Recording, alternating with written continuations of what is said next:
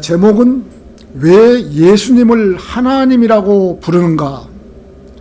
보통 보면 예수님을 이 세상 교회들은 하나님이라고 부르지 않거든요. 왜 예수님을 하나님이라고 부르는가. 그리스도인이 반드시 교회에 속해야 하는 이유는 교회를 통해서 하나님을 섬기게 하셨기 때문입니다. 우리의 몸의 각 지체들이 몸에 속하여 각자 세포가 활동하듯이 그리스도인도 그리스도의 몸의 지체들이므로 그 지체들이 모이는 교회에 속해야 각자의 기능을 해야 하는 것입니다. 하나님께서 성도 개인에 각자의 은사를 주셔서 각자의 역할을 감당하며 서로를 섬김으로써 교회를 세워나가게 하신 것입니다. 우리가 구정 때 일주일 동안을 우리가 모이지 않고 했기 때문에 우리 마음이 세상적으로 많이 세상 지향적으로 돌았거든요. 일주일만 안 모여도 우리가 세상적으로 도는데 만일 우리가 한 달이나 두 달을 우리가 교회에 나오지 않고 집에서 경배 드린다고 하고 있고 하나님과 멀어져 버리면 세상 사람들과 똑같이 세상으로 흘러가 버리는 것입니다. 어떤 긴장감도 없이 기다림도 없이 아무런 이유 없이 그냥 세상적으로 흘러가 버리는 것이다. 그래서 꼭 교회에 소속이 돼야 됩니다. 이렇게 함으로써 너희는 서로 사랑하라는 주님의 새 계명을 지킬 수 있는 것입니다. 요즘은 콜레라 핑계로 되면서 교회에 나가지 않고 비대면으로 예배를 드린다고 하는 사람들이 있습니다. 예배를 드린 자는 예물을 준비해서 드려야 예배가 되는 것이고 자기의 몸이 그 자리에 있어야만이 자기의 몸을 드리는 것입니다. 예배라고 하면서 유튜브를 보면서 준비된 마음으로 자기 몸을 온전히 드리지 못하면서 예배에 참석한다고 하고 있는 것입니다. 물론 자기 나름대로 준비된 마음으로 예배를 드릴 수는 있지만 할 수만 있다면 교회에 참석을 해서 예배를 드려야 하는 것입니다. 자기의 몸이 교회에 나올 수 없는 환경에 처했거나 외국에서 살고 있다면 어쩔 수 없지만 할 수만 있다면 교회 소속으로 성도의 일원으로 예배에 참석을 해야 하는 것입니다. 이 땅에서 우리가 살면서 하늘에 보화를 쌓아두어야 하는, 금이나 은이나 보석으로 쌓아야 합니다. 은이나 보석은 우리가 개인적으로도 쌓을 수 있지만 금을 쌓으려면 예배에 참석해서 하나님께 경배하며 찬양하며 기도하며 예배를 드릴 때 하늘에 금이 쌓이는 것입니다. 그것도 바른 말씀으로 영적 진리로 영과 진리로 경배 드릴 때 하늘에 금이 쌓이는 것입니다. 일반 교회에 나가서 워십이나 하고 춤이나 추면서 예배 드린다고 하는 것은 잘못된 것입니다. 경건한 마음으로 하나님을 존경하며 가장 기쁜 마음으로 예배를 드려야 하는 것입니다. 전 세계적으로 코로나가 유행하면서 비대면으로 예배를 드렸기 때문에 그것이 버릇이 되어서 집에서 유튜브로 드린다는 것은 이제 지양해야 하는 것입니다. 본인이 구원받았음에도 불구하고 하나님을 안다고 하면서 지역 교회에 속하지 않고 있는 것입니다. 우리는 주님 부활하신 첫날에 모여서 하나님을 찬양하며 경배드리고 드리는 것입니다. 그러나 하나님은 분명한 뜻 앞에서는 그 무엇도 변명거리가 되지 못하는 것입니다. 교회에 속하지 않은 성도는 군대에서 자기 부대에 소속되지 않는 군인과 같고 학교에 가지 않는 학생과 같은 것입니다. 자기 교회가 없는 성도는 소속팀이 없는 야구선수와도 같은 것입니다. 벌집이 없는 꿀벌과 같고 가족이 없는 부모와 같은 것입니다. 군인이 자기 부대가 없고 소속이 없다면 그 사람이 어찌 군이라고 말할 수 있겠습니까? 소속 부대가 있어서 전우들과 훈련도 하고 같이 생사곤학을 같이 해야 되는 것입니다. 그래야만이 전쟁에서 이길 수 있는 것입니다. 학생이 정복을 입었는데 갈 학교가 없다면 어떻게 하겠습니까? 자기가 다니는 소속 학교가 있어야 하는 것입니다. 성도는 자기가 헌신할 수 있는 소속 교회가 있어야 됩니다. 그래야 믿음이 자라고 함께 하나님의 뜻 가운데서 살 수 있는 것입니다. 그래야 믿음이 자랄 수 있는 것입니다. 자, 왜 예수님을 하나님이라고 부르는가? 첫 번째, 그 말씀은 하나님이셨습니다. 지금 우리가 성경 말씀에 이 책이 하나님이 아니고 이 책에 든 말씀이 하나님이신 겁니다. 이 말씀이. 그 말씀이 하나님과 함께 계셨다고 하는 겁니다. 자, 예수 그리스도께서는 이 땅에 오셔서 오늘 본문 50절에서는 나는 내 자신을 영광을 구하지 않는다고 하신 것입니다. 다만 그것을 구하시고 판단하시는 이가 계신다고 하십니다. 예수 그리스도께서 자신의 영광은 구하지 않는 것. 그 대신 하나님께서는 예수 그리스도의 영광을 구하고 하나님께서는 예수 그리스도의 영광을 구하고 계시는 것입니다. 많은 사람들이 예수 그리스도를 하나님이신 줄 잘 모르고 있는 것입니다. 예수님을 그저 하나님의 아들, 하나님이 아닌 그의 아들로만 믿고 있는 것입니다. 뭐 대부분 보면 다 그렇죠. 하나님이라고 믿는 교회가 또 성도가 별로 없고 하나님의 아들, 피조물로 알고 있는 것입니다.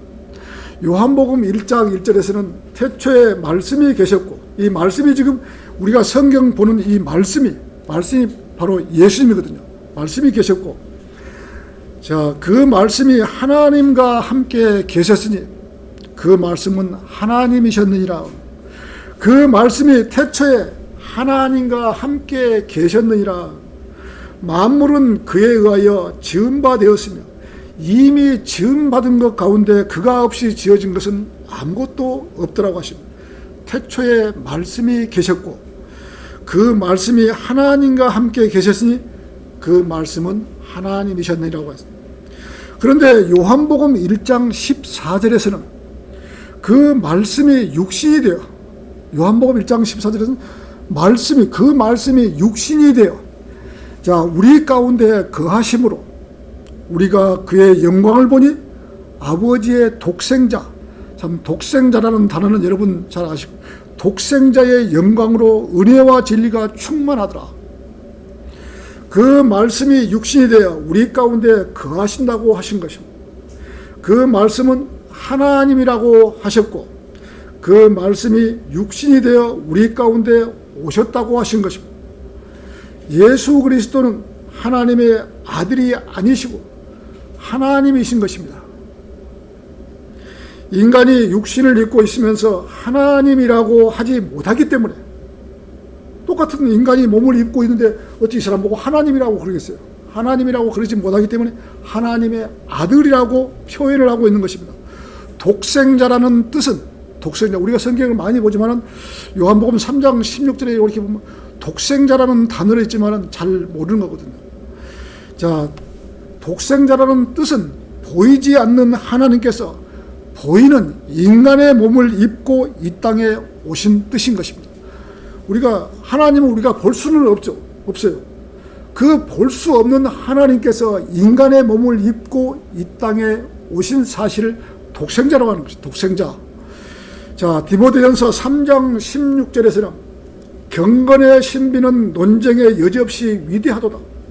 하나님께서 육신으로 나타나셨고 성령으로 의롭게 되셨으며 천사들에게 보이셨고 이방인들에게 전파되셨으며 세상에서 믿음 바 되셨고 영광 가운데로 들려 올라갔느니라고 지금 말씀하신 거예요. 누가복음 1장 35절에서는 그 천사가 대답하여 그녀에게 말하기를 성령께서 너에게 임하실 것이며 가장 높으신 분의 능력이 너를 덮으리니 그러므로 너에게 탄생하실 그 거룩한 이는 하나님의 아들이라고 불리리라. 하나님의 아들이라고 불리리라. 이렇게 예수님은 하나님이면서 잠깐 인간의 몸을 입고 있는 동안에는 하나님의 아들이라고 불리리라고 하십니다. 불리리라고. 하나님의, 똑같이 인간하고 살면서 어떻게 하나님이라고 했어요? 하나님의 아들이라고 불리리라고 하신 것입니다. 이렇게 하나님이면서 하나님의 아들로 이 땅에 오신 목적은 인간의 죄를 용서해 주시기 위한 목적이고 천년 왕국에서 천년 동안 인간을 다스릴 것입니다. 그냥 예수님을 하나님의 피조물 정도로 알고 있다면 구원받지 못하는 것입니다. 예수님이 하나님이라는 사실을 모르면 구원받지 못하는 것입니다. 그분은 하나님이신 것입니다. 예수님은 하나님이신 것입니다. 그러면 언제 다시 하나님 한 분으로 원상복구할 것인가? 우리가 세 분 하나님이 계시잖아요. 자, 혼의 하나님, 자의 하나님, 성령 하나님, 이 세 분께서 언제 그러면 한 하나님으로 복귀하실 것인가? 자, 고린도전서 15장 28절에서는 만물이 그분께 복종할 때, 그때 아들 자신도 만물을 자기에게 복종하신 그분께 복종하시리라. 이는 하나님께서 만물 안에서 모든 것이 되시려 하심이라. 천년 왕국이 끝나고 영원한 세계에 가면 그때는 하나님과 예수님, 성령님 모두가 다 한 분 하나님이 되시는 것입니다. 천년 왕국 끝나고 영원한 세계에 갈 때는 세 분 하나님이 한 분으로 계시는 것이죠. 지금은 예수 그리스도께서 하나님 오른편에 앉아 계시면서 인간의 죄를 중보하고 계시는 것입니다. 우리가 죄를 지면 우리가 자백기도 하고 그러면 하나님께서 예수님께서 한 손은 인간의 손을 잡고 한 손은 하나님의 손을 잡고 중간에서 변호사죠. 변호사. 이렇게 죄를 지었으니 용서해달라고 변호사를 하고 있는 것이죠. 요한일서 5장 20절에서는 우리가 아는 것은 하나님의 아들이 오셔서 우리에게 지각을 주셨다는 것이니 이는 우리로 참되신 그분 곧 그분의 아들 예수 그리스도 안에 있노라. 이분은 참 하나님이시며 영원한 생명이시라. 예수 그리스도를 보시고 하나님이라고 하신 것입니다. 마귀들도 이러한 사실을 알고 예수님을 부르실 때 누가복음 4장 41절에서는 또 마귀들도 많은 사람들에게서 나가며 소리질러 말하기를 당신은 하나님의 아들 그리스도시니이다 라고 마귀들도 알아보는 것이죠. 이렇게 마귀들도 예수님을 하나님의 아들이라고 알았던 것입니다. 그런데도 이스라엘 사람들과 지금의 많은 사람들이 예수님을 하나님으로 알지 못하고 그저 하나님의 피조물 정도로 알고 있는 것입니다. 요한일서 5장 7절에서는 이는 하늘에서 증거하신 이가 세 분이시니 아버지와 말씀과 성령이시오 이 세 분은 하나이심이라. 분명하게 기록이 되어 있잖아요. 이 세 분은 하나이심이라. 그런데 개혁성경은 이 성경구절이 빠져버렸기 때문에 잘 모르는 거죠. 이 세 분이 하나이심이라. 한 분 하나님이시라. 자, 아버지와 말씀과 성령이 한 분 하나님이시라는 것입니다. 혼의 하나님, 자의 하나님, 말씀이 육신이 되어 우리 가운데 거하시는 말씀 하나님이십니다. 성령 하나님은 우리가 구원받을 때 복음을 깨닫는 순간 우리 안에 들어오셔서 내주하고 계시는 성령 하나님이십니다. 이 성령 하나님이 인간 본인 자기 안에 계시지 우리 안에 계시지 않기 때문에 공허한 마음을 달랠 길이 없기 때문에 구원받지 않은 사람은 성령 하나님이 없기 때문에 계속 불을 달라 뭘 달라 계속 요구를 하는 것이죠. 근데 구원받은 사람은 안에 성령님이 내주하시는 것이죠. 자, 그렇기 때문에 일반 교회에서 불을 달라 성령을 달라 그렇게 외치고 있는 것이죠. 실제로 구원받은 사람은 성령을 달라고 외치지 않는 것입니다. 왜 그럴까요? 자기 안에 성령님이 계시는데 또 성령을 달라고 외치지 않는 것입니다. 안에 계시니까 성령님. 내 안에 분명히 성령님이 계시는데 왜 자꾸 성령을 달라고 불을 달라고 그렇게 하겠습니까? 구원받지 않았으니까 자꾸 달라는 것이죠. 일반 교회에서는 실제로 구원받지 못한 사람들이 성령 달라고 외치고 있으니 구원을 받은 사람들은 자기가 구원을 받은 줄 모르고 성령 달라고 큰 소리로 외치고 있는 것입니다. 구원받은 성도는 자기 안에 성령님이 내주하고 계시는 또 그런 사실을 잘 모르기 때문에 구원받지 않는 사람들과 함께 휩쓸려서 헛된 일을 하고 있는 것입니다. 우리나라 교회들에서는 하나님의 말씀이 틀려있고 변개된 성경을 쓰고 있기 때문에 교리가 정확하게 정립이 되어 있지 않기 때문에 많은 목사들이 신학교에서 배운 것이 그 정도 수준밖에는 되지 않는 것입니다. 은사주의 물결에 순응해서 방언이나 하고 신유 은사 같은 꿈 같은 일을 하려고 하고 있는 것입니다. 지금 우리나라가 정말 잘못된 길로 가고 있거든요. 하나님의 말씀을 제대로 모르기 때문에 자꾸만 헛된 길로 지금 이 사람들을 모이게 하려고 돈을 걷게 해서 잘못된 길을 가고 있는 거거든요. 자기가 뭐 대단한 목사처럼 병을 낫게 하려고 헛짓거리를 하고 있는 것입니다. 이스라엘 사람들은 표적을 보지 않고는 믿지를 않기 때문에, 자, 예수님께서 오셔서 문둥병자도 낫게 하시고 장님도 눈을 뜨게 해 주었는데 이스라엘 사람들은 믿지를 못하고 십자가에 매달아 죽게 하셨던 것입니다. 하나님의 도움 없이 장님이 눈을 뜰 수 있는 방법은 없는 것입니다. 문둥병이나 장님도 눈을 뜨게 할 수 없는 것입니다. 현대 의학자들도 못 고치는 것입니다. 인간이 아무리 큰 소리치고 난리를 해도 하나님의 도우심이 없이는 살 수가 없는 것입니다. 자기가 목사라고 성도들의 병을 낫게 한다고 부흥회를 하고 있지만 사실은 마귀를 힘입어서 하고 있는 것입니다.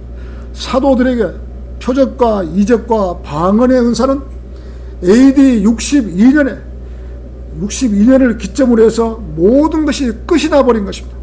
병 고치는 은사, 바울은 자기 수제자 디모데도 낫게 하지 못해서 위장병에 포도주를 쓰라고까지.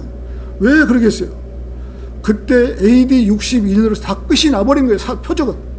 그런데도 우리나라에서는 아직도 지금 사도들이 했던 것을 갖다가 반복을 하고 있으니 어떻게 되겠습니까? 안 되는 것이 잘못된 것이죠. 자, 표적과 이적, 방언은 끝이 나버린 것이다. 그런데도 마귀는 가짜 목사를 써서 이적이나 신유, 은사, 방언을 하게 해서 교회 부흥을 하기 위해서 그러한 짓을 하고 있는 것입니다.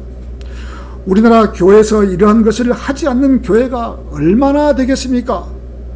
모든 것은 AD 62년으로 인해서 끝이 났던 것입니다. 지금도 이러한 짓을 하고 있다면, 표적이나 이적이나 방언을 하고 있는 자들이 있다면 마가복음 16장 17절도 같이 해야 되는 것입니다. 어차피 이것도 표적을 받는 사람은 이 사실을 해야 되는 거죠. 그래서 마가복음 16장 17절에서는 믿는 자들에게는 이러한 표적들이 따르니, 즉 내 이름으로 그들이 마귀들을 쫓아내고, 지금 이 사도들이 지금 같이 한 것이거든요. 그때 당시에 또 새 방언들로 말하리라. 그들은 뱀들을 집을 것이요, 독사를 집는다 이거죠. 뱀들을 집을 것이요, 어떤 독을 마실지라도 결코 해를 입지 않을 것이며 병자에게 안수하면 그들이 회복되리라고 하시더라. 참, 지금 신유, 은사, 방언하는 사람들은 이 구절은 왜 자꾸 빼고, 이 구절은 아주 입도 뻥긋도 안 해요. 이 구절도 같이 해야 될 거 아니에요? 자, 독사를 만지고 어떤 청산가리를 마셔도 괜찮다고 해야지 자기가 사도란 것을 알고 있죠.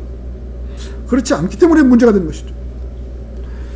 자, 지금 이 시대에도 표적을 구하고 신유, 은사, 방언을 한다고 하면은 다른 성경은 믿고 방언을 하지만, 자, 왜 이 구절에 와서는 아무런 말도 하지 못하는가? 이 구절도 해야지 뱀들, 독사도 잡고 어떤 독극물도 청산가리도 먹고 해야지 왜 못하는가? 자기가 제대로 한다면 이 구절대로 해야 되는 것입니다. 이 표적은 지금 예수님 제자들, 그때 당시에 수자들, 방언도 주고 은사도 주고 했던 그 구절들, 제자들에게 주신 것이 지금 우리에게 주신 것이 아닌데도 이 나라의 목사들은 지금 잘못 행하고 있는 거거든요. 그래서 자기들이 뭐 대단한 사람처럼 병자를 낫게 하고 뭐 방언하고, 한마디로 말해서 가소로운 것이죠. 가소롭고 성경을 모르니까 그런 것이죠. 자, 병자에게 안수하면 그들이 회복되리라. 이러한 것을 다 할 수 있어야 사도들이라고 할 수 있는 것입니다. 이 정도 못한다면 아예 처음부터 하려고 생각지도 말아야 하는 것입니다. 우리나라 교회 목사들은 정말 성경 실력이 없는 것입니다. 구약시대 때 구원받은 방법과 예수님 살아계실 때 구원받는 방법과 지금 교회 시대 때 구원받는 방법과 대환란 시대 때 구원받는 방법을 모르는 것입니다. 여러분들이 지금 이렇게 구원받는 방법을 다 지금 나누어서 알고 있잖아요. 여러분보다 실력이 훨씬 못하기 때문에 지금 짬뽕이 돼가지고 지금 이렇게 세상에서 지금 교회를 하고 있다고 하고 있어요. 환란 시대 때 구원받는 방법하고 구약 시대 때 구원받는 방법 모르는 거예요. 여러분들은 지금 대단히 많이 알고 있는 거예요. 밖에 나가서 한번 물어보세요. 어떻게 구원받죠? 어떤 데 믿음으로 했다가 행위로 했다가 엉망이 돼버린 거예요. 예, 여러분들은 성경 실력이 지금 대단한 것이에요. 예수님 살아계실 때는 저분이 하나님이시다. 주여 주여 하는 자. 그러면 구원받지만 지금 시대 때는 예수님 하나님이시라는 걸 알고 또 그분의 피로 우리 죄를 용서했다는 사실을 알아야만이 구원받는 거 아니에요. 그러나 대환란 시대에는 믿음과 행위를 끝까지 지켜야 되는 거예요. 믿음과 행위를 지키고 예수 그리스도를 우리를 죄에서 피로 용서했던 사실도 같이 알아야 돼요. 십계명도 지키고 지금 보혈도 믿고 끝까지 견뎌도 끝까지 또 그것도 못 지키면은 그것도 구원받든 못하는 거예요. 대환란 시대. 그래서 이 대환란 시대는 구원받기가 어렵다는 것이죠. 근데 이것을 뭉텅거려 가지고 지금 우리나라 유튜브 한번 들어가 보십시오. 아주 가관이에요. 지금 하는 거 보면은 정말로 어떤 이 나누지를 못하니까 이런 문제가 생겨버리는 것이죠.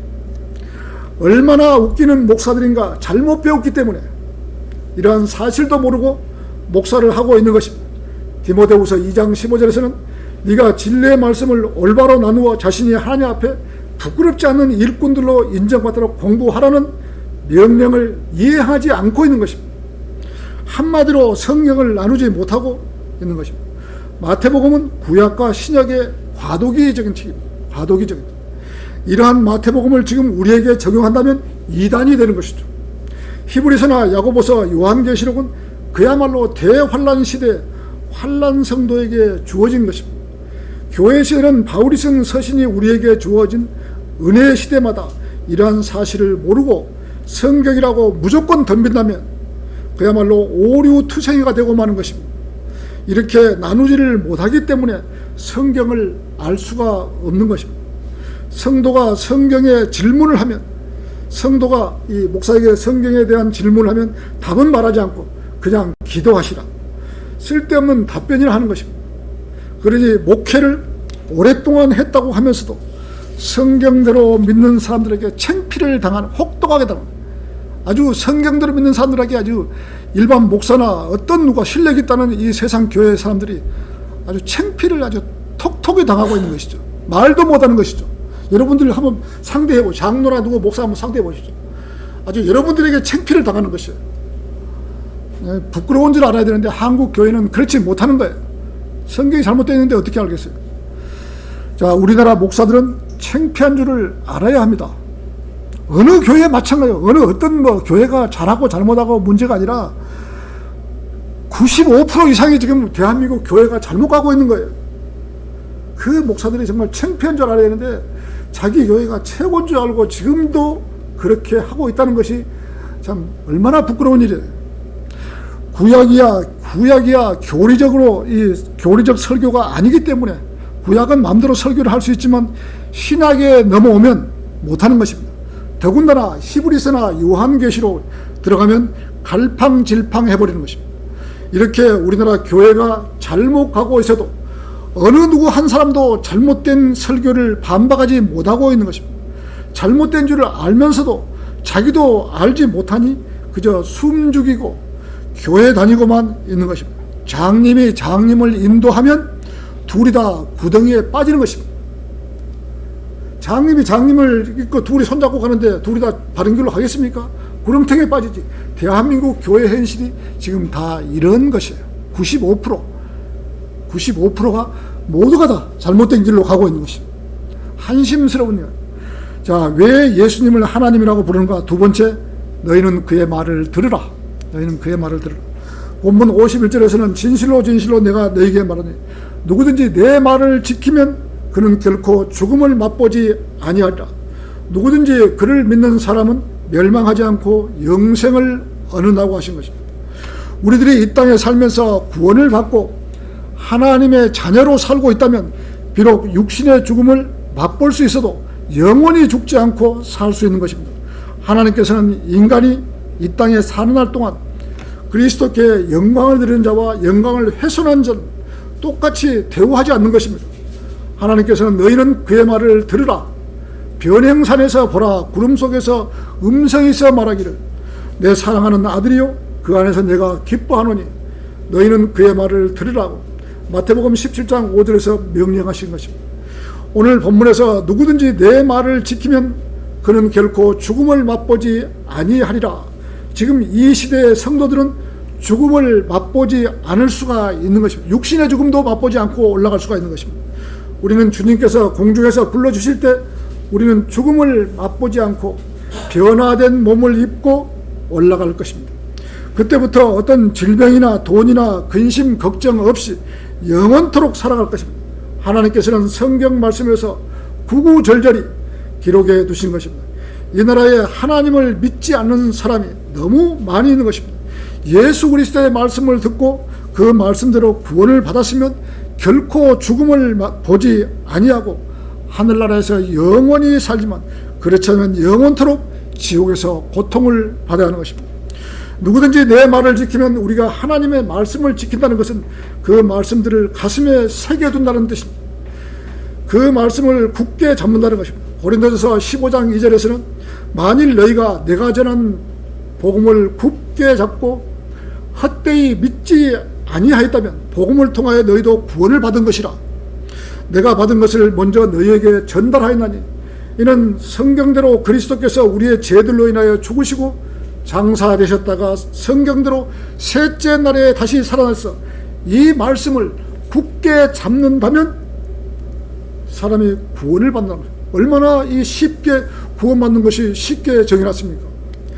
이렇게 하나님의 말씀은 인간을 구원에 이르게 하는 능력이 있는 것입니다. 예수님께서 이러한 말씀은 유대인들에게 말하니 유대인들은 오히려 예수님을 보고 마귀 들렸다고 하신 것입니다.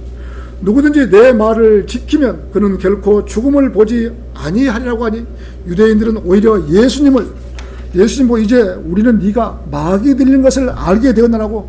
자, 아브라함도 죽었고 선지자들도 죽었는데 네가 말하기를 누구든지 내 말을 지키면 죽음을 맛보지 않는다고 하니 네가 우리의 조상 아브라함보다 더 위대하냐? 그는 죽었고 선지자들도 죽었는데 너는 죽지 않는다고 하니 너는 내 자신을 누구라고 생각하느냐? 유대인들은 예수님 앞에서 말씀을 변개하고 예수님께서 죽음을 보지 않는다고 했는데 유대인들은 죽음을 맛보지 않는다고 변개를 바로 해버린 것입니다. 사람은 누구나 죽음을 맛봅니다. 예수 그리스도께서는 모든 사람들이 하나님의 은혜 가운데 들어올 수 있도록 몸소 죽음을 맛보았던 것입니다. 세상의 모든 사람들은 죽음을 맛보아야 하지만 모든 사람이 죽음을 보아야 하는 것은 아닌 것입니다. 다윗은 시편 23편에서 우리가 많이 이 다윗은 이야기를 했었죠. 구원받은 사람 즉 그리스도인이 죽는다는 것은 마치 죽음에 참여하는 그 맛을 보는 것과 같은 죽음의 그림자의 골짜기를 지난 것 같을 뿐이라고 했죠. 주는 나의 목자시니 내가 부족한 것이 없으리로다. 그가 나를 푸른 초당에 눕게 하시며 잔잔한 물가로 나를 인도하시려도다. 그가 내 혼을 소생시키시며 그의 이름을 위하여 의의 길들로 나를 인도하시는 정녕 내가 죽음의 그림자의 골짜기를 지날지라도 악을 두려워하지 않은 이는 주께서 나와 함께 계시며 주의 막대기와 주의 지팡이가 나를 위로하시나이다. 주께서 내 머리에 기름으로 부으시니 내 잔이 넘치나이다. 진실로 선하심과 자비하심이 내 생의 모든 날 동안 나를 따르니 내가 주의 전에 영원히 거하리라. 이렇게 다윗은 시편 23편에서 노래를 했던 것이죠. 자, 그 맛을 보는 것과 같고 죽음의 그림자의 골짜기를 지난 것 같을 뿐 죽음은 어떻게 생겼는지 그 자체는 보지 않는 것입니다. 이것은 죽음을 통과하여 지나갈 뿐 죽음의 그림자 그 자체에 완전히 빠지는 않는 것입니다. 주님께서도 죽음을 통과하셨습니다.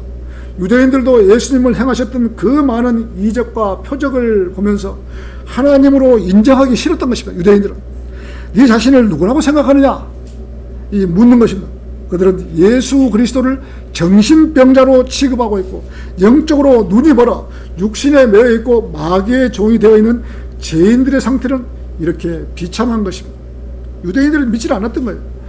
자, 왜 예수님을 하나님이라고 부르는가? 세 번째, 아브라함이 있기 전부터 나는 있느니라. 아브라함이 있기 전부터. 오늘 본문 57절에서는 그때 유대인들이 말하기를 네가 아직 50세도 안 되었는데 아브라함을 네가 보았느냐? 답답을 노리시죠. 자, 예수께서 그들에게 말씀하시길 내가 너에게 말하노니 아브라함이 나기 전부터 나는 있느니라. 여러분 이해하시겠어요? 같이 있는 친구인데 아브라함을 몇백 년 된 아브라함을 갖다가 아브라함이 있기 전부터 내가 있다 그러니까 이해를 못하는 것이죠. 유대인들이. 그들이 돌들을 집어서 던지려고 하였으나 예수께서 피하시고 성전에서 나가 그들 가운데 가로질러 나가시더라. 영적으로는 눈먼 자들은 시종일관 육신적으로만 보고 생각하는 것입니다. 자신들 앞에 계신 그리스도께서 자기들과 똑같은 한 인간으로밖에 여기지 않고 있는 것입니다. 주님께서는 하나님의 아들이시오 하늘에서 오신 하나님이심을 입증하는 많은 증거를 보여주었는데도 이스라엘 사람들은 그것을 깨달을 만한 영적 분별력이 없었던 것입니다. 예를 들어서 우리가 함께 지내고 있는 친구가 자기가 하나님이라고 한다면 여러분 이해하시겠어요? 내가 하나님이라고 그러면 이만희처럼 자기가 구세주라고 또 뭐 자기가 야훼라고 우리나라 종교 지도자들 하도 쓸데없는 소리를 많이 하니까 자기가 야훼라고. 야훼가 누굽니까? 하나님이시잖아요. 네, 그런 사람들이 이 자기가 종교주라고 교주라고 하면서 자기가 하나님이라고 같이 있는 친구가 나가 하나님이라고 그러면 여러분 이해하시겠어요? 못 믿는 것이죠. 지금 유대인들도 좀 그렇게 하고 있는 거예요. 그러나 장님의 눈을 뜨게 하시고 문둥병도 낫게 하시고 한밤중에 무리를 걸어오시고 물로 포도주를 만들고 물고기 2마리와 빵 5덩어리로 5,000명을 먹게 하시고 모든 이적들을 보여주신다면 그래도 믿지를 못할까요? 예수님의 제자들은 예수님과 3년을 함께 보내면서도 예수님이 하나님이라는 사실을 몰랐던 것입니다. 예수님 제자들도 몰랐던 것입니다. 예수님의 제자 도마는 예수님이 죽었다가 다시 살았다고 해도 믿지를 못하고 그의 손과 옆구리에 못자국과 창자국을 보기 전에는 믿지를 못한다고 한 것입니다. 지금 이 시대에 이러한 사람이 나타난다고 해도 우리도 그와 같이 똑같은 행동을 할 것입니다. 우리도 역시 아마 그럴 거예요. 지금 이 시대에 이러한 사람이 나타난다고 해도 우리도 그와 같은 똑같은 하나님께서 우둔한 마음을 일깨워 주시지 않는다면 도무지 알 수가 없고 오히려 사기꾼이라고 말할 것입니다. 유대인처럼 네가 마귀 들었다고 오히려 그들과 함께 동조를 할 거예요. 예수님 보고 네가 마귀 들었다고 이렇게 할 것입니다. 유대인들은 그때 당시에도 메시아를 기다리고 있었던 것입니다. 메시아가 베들레헴에서 나신다고 알고 있었던 베들레헴에서 예수님이 베들레헴에서 태어났잖아요.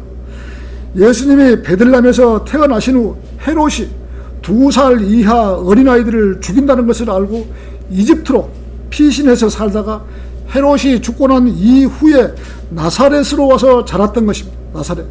이렇게 성경대로 예수님이 태어났는데도 이스라엘 사람들은 메시아가 베들레헴에서 태어나신다고 알고 있었기에 나사렛에서 자란 예수님을 메시아로 믿기를 거부를 했던 것입니다.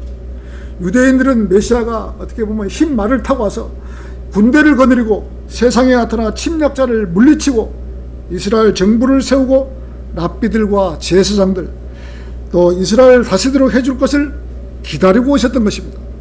그러나 예수 그리스도께서는 이스라엘 정치에 관해서는 전혀 관심이 없었던 것입니다. 만일 예수님이 정치에 관심이 있었다면 자 로마에 대항했다면 이스라엘 관료들도 예수님 편이 되었을 것이고 반로마 혁명을 일으켰을 것입니다. 유대인들은 예수님께서 이 땅에 오신 목적을 전혀 알지를 못했고 알아볼 만한 영적 분별력이 없었던 것입니다. 만약에 이스라엘 사람들이 그때 당시에 이 예수님을 이 육신으로 오신 하나님이라고 알고 십자가에 못 박혀 죽지 않게 해버렸다면 어찌 되겠어요? 이 온 우주의 모든 사람의 구원할 수 있는 능력이 없는 거예요. 피를 흘리고 죽지 않았다면 어떻게 우리가 구원받을 수 있어요? 하나님께서는 인간의 죄를 용서해요. 각본대로 이스라엘 사람들이 그렇게 하실 것이라고 각본대로 짜고 이 땅에 오셔서 십자가에 달려 돌아가신 거예요. 인간의 죄를 용서해 주시기 위해서. 그분이 하나님이신 거예요. 그러니 메시아가 오셨던데도 알아보지 못하고 죽이려고만 했던 것입니다. 본문 58절에서는 예수님께서 말씀하시기를 진실로 진실로 내가 너에게 말하니 아브라함이 나기 전부터 나는 있느니라 이렇게 말씀하셨다.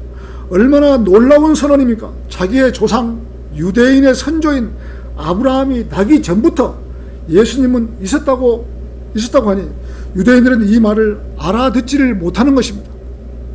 예수 그리스도께서는 자기가 여호와 하나님이라는 것을 선포를 하신 것입니다. 여호와 하나님이라는 걸 선포를 하신 것입니다. 예수님이 하나님이라는 사실을 인정하기 싫고 믿지를 못하는 것입니다. 예수님은 있는 사실을 그대로 말하고 있는데도 마귀 들렸다고 하신 것입니다.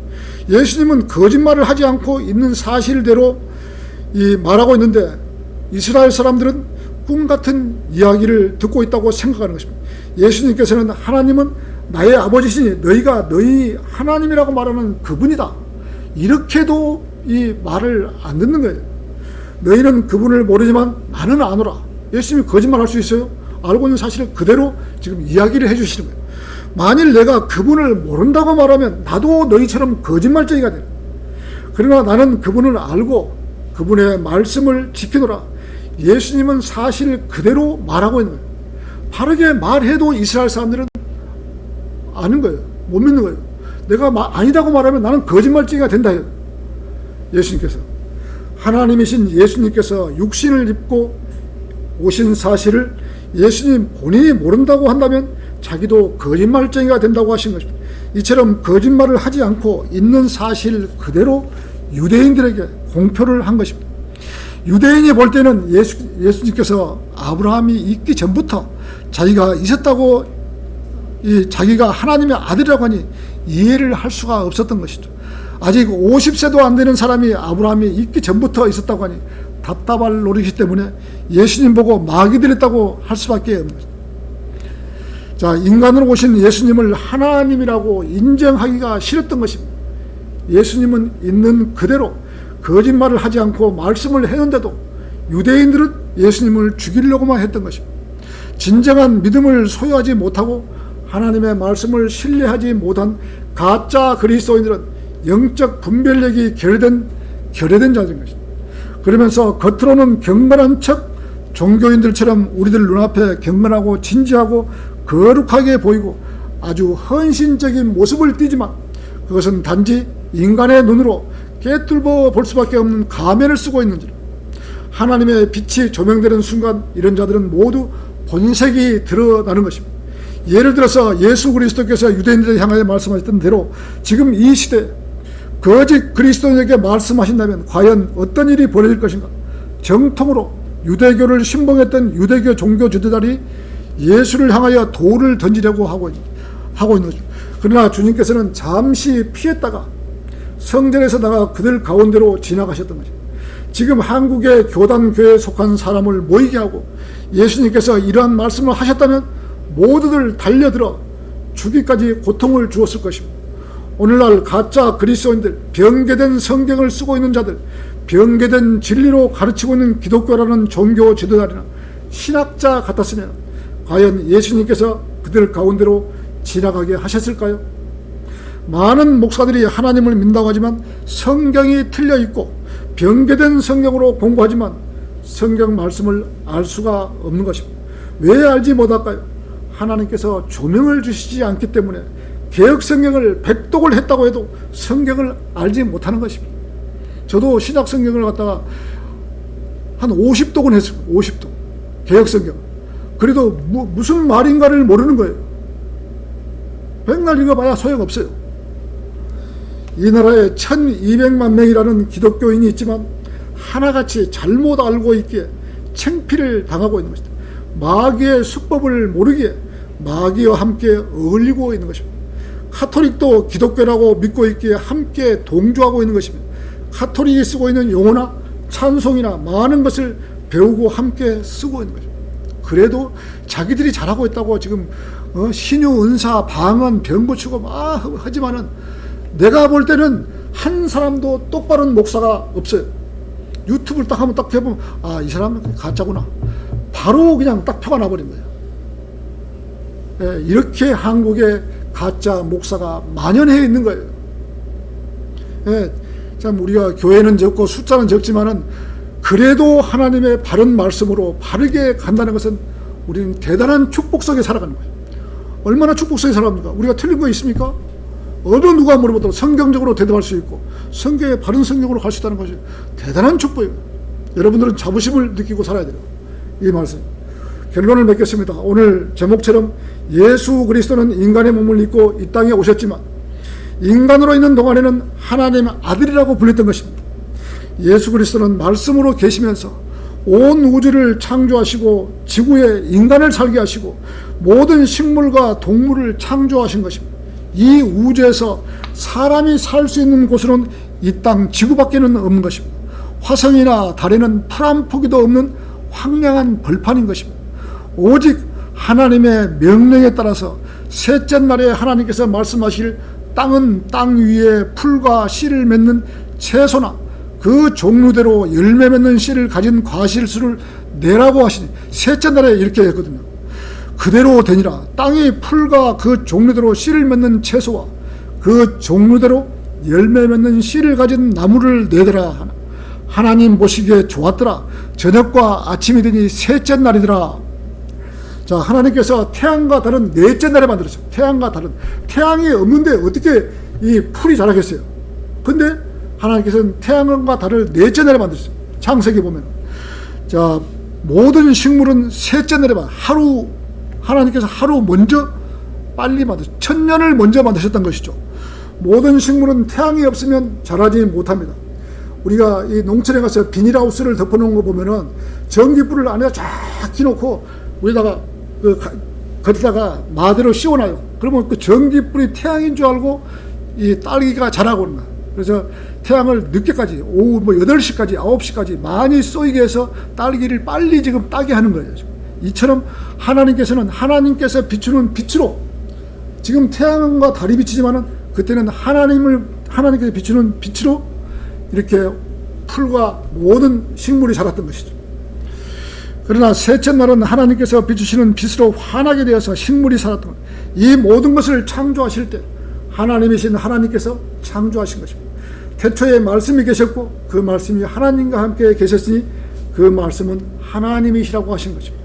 그 말씀 되신 하나님께서 인간의 죄를 용서해 주시기 위해서 육신의 몸을 입고 이 땅에 오셔서 인간들과 함께 살았던 것입니다.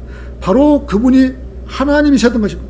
그런데도 사람들은 그분을 하나님으로 인정하지 않았던 것입니다. 그분을 십자가에 죽게 하신 것 때문에 인간의 죄가 용서되었던 것입니다. 자, 설교를 마치겠습니다. 잠시 우리 헌신하고 싶은